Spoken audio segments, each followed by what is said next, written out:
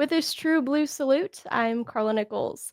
The president of the Sargent FFA chapter is here to join us, Grant Ottun.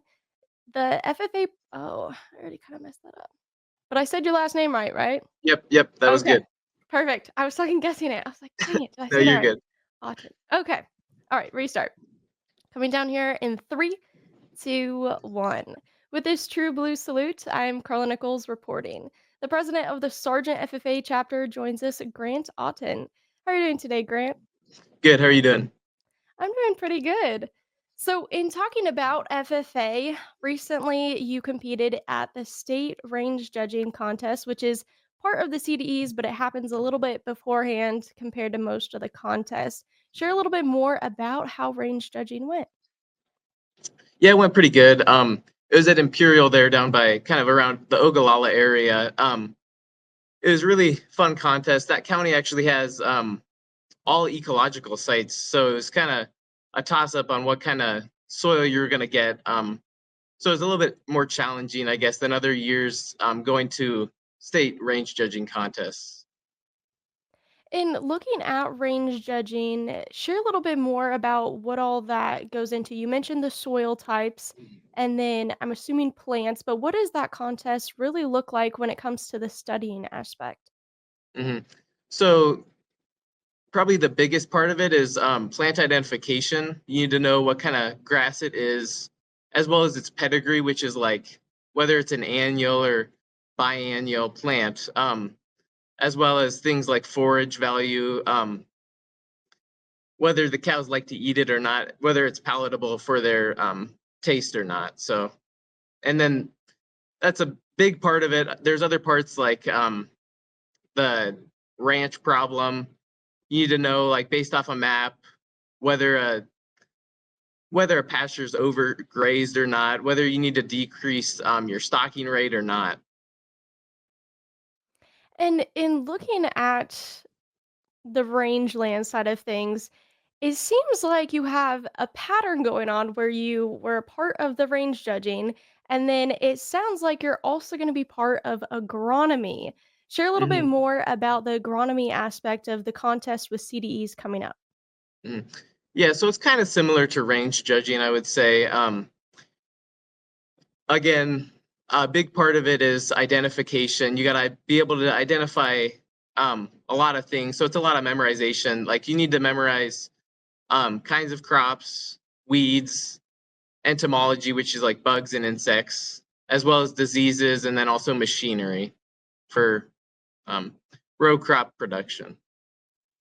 In looking at the other CDE events, do you know what other events you'll be competing in with the other CDEs? No, I'm not for sure yet. What other contests I'll be doing? I'm thinking maybe meat judging, possibly. So Well, that sounds really exciting. You still have some time to figure yeah. out and decide hmm on that. In looking a little bit more about another aspect of that FFA program you're a part of, you also have a SAE, a Supervised Agriculture Experience program. Yours is a placement SAE. Share a little bit more about what that means to have a placement SAE.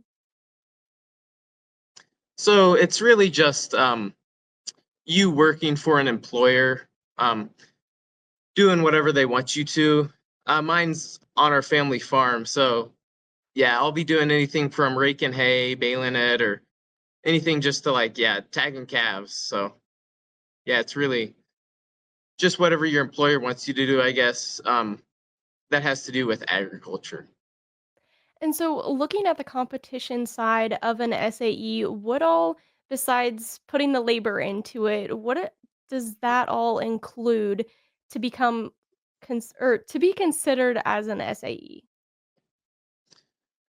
Um, so you keep your records for your SAE on the AET.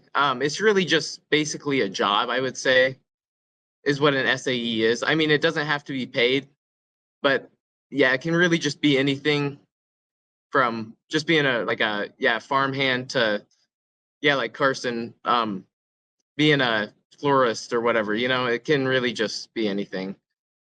So it has a lot of record keeping with Yeah, it. yeah, you keep track of your hours that you worked and then also what skills you like help develop in the hours that you worked for each day. In looking at state FFA convention, there's still contests that you can make it to the state level in, but automatically you're already applying for a state degree. What all is included in a state degree? Um, I would say it's kind of like almost graduation from FFA is kind of like what I would kind of consider it.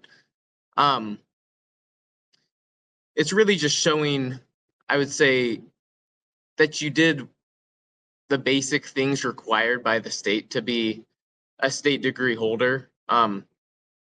Yeah.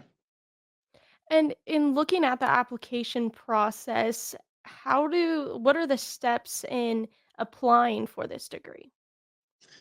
So, like I mentioned earlier on the AET, there's an application like process you have to go through, making sure you have enough hours in your SAE, enough community hours, community service hours, and other things as well, like giving a 6 minute speech or, really just things to show that you were involved in FFA. Looking towards the future, how would you say the FFA program has impacted your decision making for after high school? Um, I would say it's definitely solidified the fact that not only do I want to be an ag, it's something that I do good at as well. I think that's a big part of what FFA is. Really just teaching, teaching you about different fields of ag and just learning more about it. Well, thank you for taking the time to join me, and best of luck with the CDEs coming up and then also that applying process for your state degree. Okay, thank you, Carla. Of course. Again, this has been a True Blue Salute here on the Rural Radio Network. I'm Karla Nichols with Grant Ottun, the president of the Sargent FFA chapter.